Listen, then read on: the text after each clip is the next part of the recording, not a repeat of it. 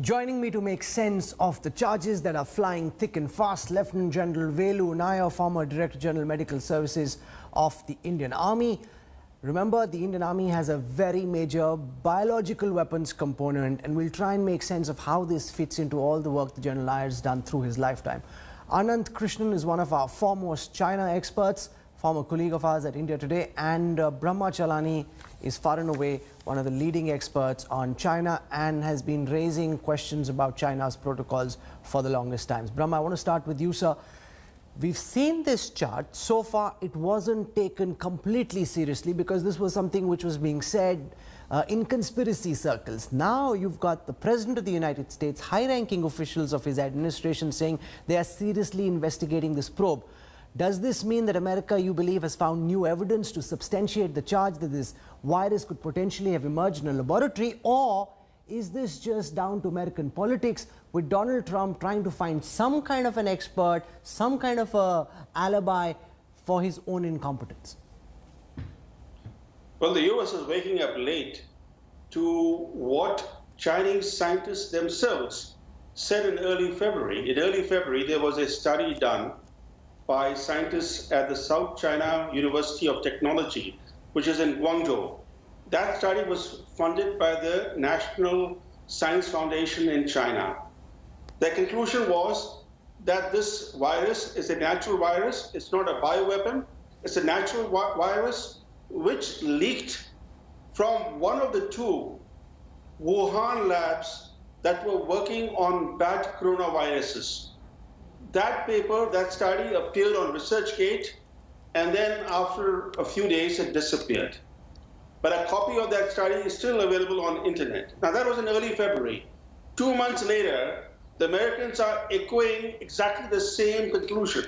They're saying they suspect that this is a natural virus that leaked either from the Wuhan Center for Disease Control, which is located only a few hundred meters from the so-called wet market in Wuhan, or it leaked from the Wuhan Institute of Virology, which was receiving a State Department grant to work on coronaviruses.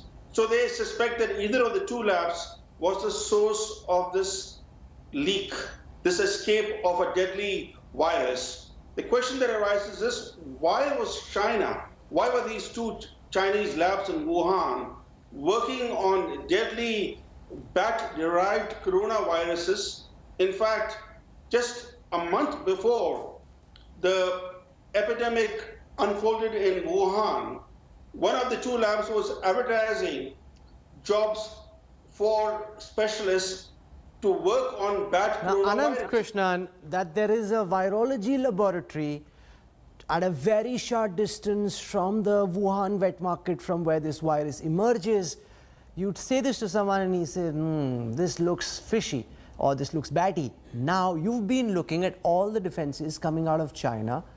How strong is the Chinese defense on this? Have they been able to logically explain how these two viruses are different, or is there a sense of guilt and admission that maybe one of their biology experiments just went wrong and that's the mess the world is dealing with? So, Rahul, there are two different questions here. One is, was this virus made in a lab? And the second is, did it leak from the lab? So one question is fairly easy to answer. The first question, that it was made in a lab, I think with a high degree of certainty, virologists are saying that is not the case because they studied the genome and it's very, very similar to naturally occurring bat coronaviruses. So I think we can say with a high degree of certainty this wasn't made in a lab. But whether or not this leaks from a lab, the uncomfortable truth is it's a question we probably may never know the answer to, because the original bat source, whether it was a bat that was being studied in the lab, whether it was a bat at the wet market, whether it was a bat that infected a pangolin that was sold at the wet market, this is something it's going to be very difficult for anyone to prove with a high degree of certainty. No, but when you quote Chinese scientists who are saying, we've studied the genomes, and the genome of the coronavirus, the COVID-19, is different from the genomes of the viruses we were working on, that's only their claim. It's not as if that's been peer-reviewed and American or Indian scientists have studied it. All we have are a bunch of Chinese scientists controlled by the Communist Party, which in any case is known for lack of transparency, saying that the genomes are different. None of us in the outside world have any independent authentication of this claim. Would that be correct, Anand? I think that's correct. I think the question that this hinges on is whether or not the SARS-CoV-2 was being studied at the lab. And that's frankly something that we don't know unless they open up the lab and let people come and see for themselves. Shi Zhengli, who you mentioned in your report, has been on record saying that when she first heard of this outbreak, she was in a cold sweat and she wondered if it was something from their lab. But they subsequently went back and checked and they found that it was something similar to what they were studying, but it was a different virus.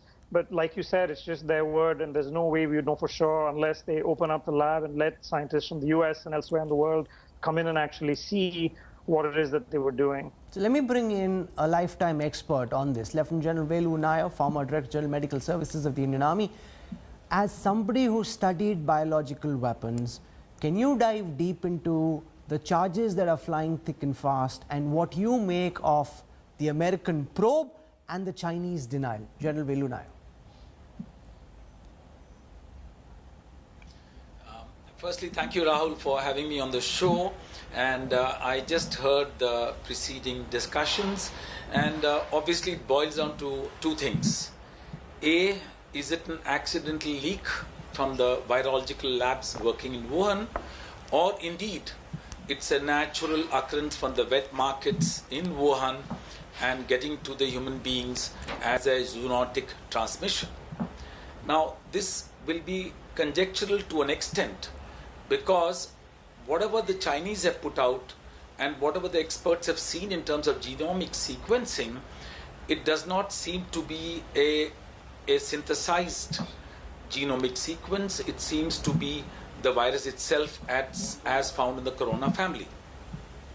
Now, having said that, obviously it needs validation from peer groups across the world, which is today actually conspicuous by its absence. Now, explain to me, sir, as a layperson, my biology was never good, but I want to understand from you, how does it jump a species? How would a virus leave the bat? Even if, for example, in the Wuhan laboratory, they were tinkering around with this virus and they had some live bats with them. How did it leave the bat and enter the human being, the Homo sapiens, which ordinarily doesn't happen so often? So what would have been different? What could have been different this time around? So this is a very interesting question. This zoonotic diseases which we talk about is a jump from the animals to the Homo sapiens, and usually we are ourselves the cause of it. For example, from deforestations to taking out the natural habitats of from bats to various animals. So what is a natural habitat in animals tries to adapt and adopt into a new species, the closest available, which is flourishing with urbanization and deforestation cutting into rural areas all over the world, from the Amazon forest to our own country. Zoonotic diseases come into being. So they find to adopt and adapt because they are very good at this. The viruses, the rickettsia, the bacteria, for survival, they are the best. So they can easily skip a complete species to come into a new species. That's the genesis of zoonosis or zoonotic diseases, from plague to what we are talking about right now. So what should be done next? I want to put that question first to Brahma Chalani. Do you believe, so that world has closure to this important question, China should make available all of what was happening in that now very suspicious virology laboratory to scientists from outside China so there can be a proper, thorough review? China is not like India. In India, all information gets leaked. Go on. Yes, sorry, there's an incoming call. China is a very tightly controlled society. It is a society where the central government controls every aspect of public life, including private life. The Wuhan labs that were studying bat coronaviruses have now come under tighter control. Several of their key personnel have disappeared. We will never get to the bottom of this story as to what happened, how the epidemic unfolded in Wuhan. But if you look at it more broadly in terms of this pandemic and what it does to the image of China, it's very clear that China faces lasting damage to its reputation. Oh, absolutely. And also damage to its economic interests. Oh, sure. To give you but one you know, example, Ananth Krishnan, Brahmachalani makes a very important point that there are scientists who are now reported to have gone missing even at some point in time if China makes available all the samples that were collected inside this virology laboratory to the outside world. We don't know what they would have destroyed. I mean, China does have a bit of a reputation there. Even if they invite outsiders, by now they might have cleaned the whole place out. No, it's possible, Rahul, and I think as Brahma said, there's a high likelihood that we may never know the source of what happened. Though, of course, I think it's important. I think it's in China's own interest to open up and let scientists from around the world come in and see what was happening, even if it might be too late, as you suggested. But I think the uncomfortable question, Rahul, is that this is one of those questions that might not have an answer in the short term. Even if you look at SARS and MERS, there have been theories that suggest strongly where the origin was, but even that's still being debated where SARS actually came from.